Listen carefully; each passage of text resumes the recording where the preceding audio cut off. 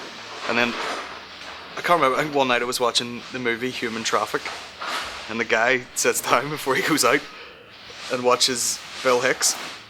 And I remember seeing the clip and going, who's that? Because he was like the first comedian that was a rock star, rather than like a silly clown. Like, he was cool, he's walking up and down smoking. And I was like, I'm gonna be that. No one ever gives me shite. I like to go away for a second and then come back and ask them a question. Here, pick a card, any card.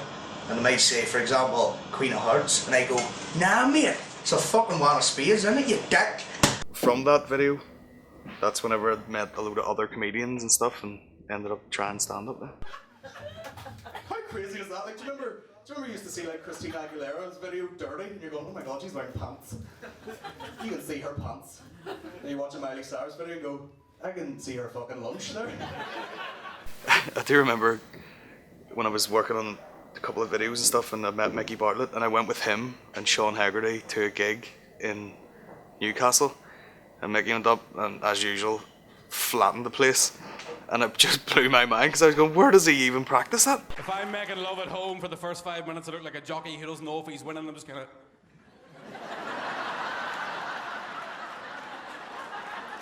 For some reason it seems like any people I speak to, like that are maybe producers or something, it's either the stand-up gets in the way of the videos or the videos get in the way of the stand-up.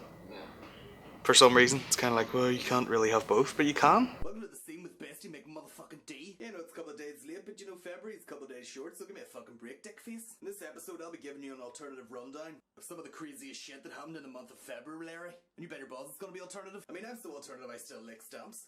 Hashtag Maverick. Okay. I just film it myself, yeah. Very lo-fi. I don't want to, like you guys set up for about half an hour there. I don't do anything for half an hour. Hit the record button. Just go, yeah. The longer you mess about, the more funny is like dripping out the bottom of it, if you know what I mean. It's like a bucket full of funny.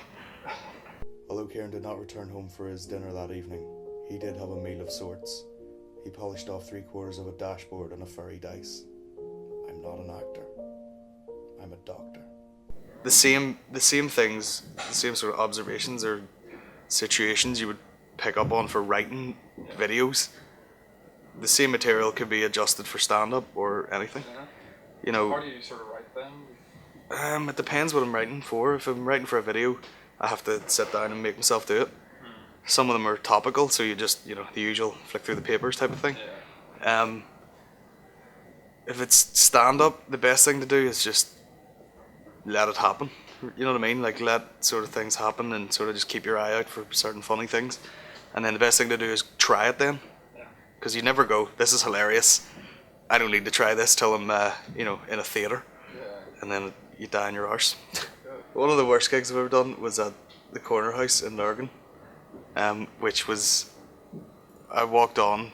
It was like I walked on in front of a football, like at a stadium, like a stand full of people, and just went hello, hello, and I think I tried one bit and just walked off mid sentence, and no one noticed. No one went, boo, where are you going? I just went, and then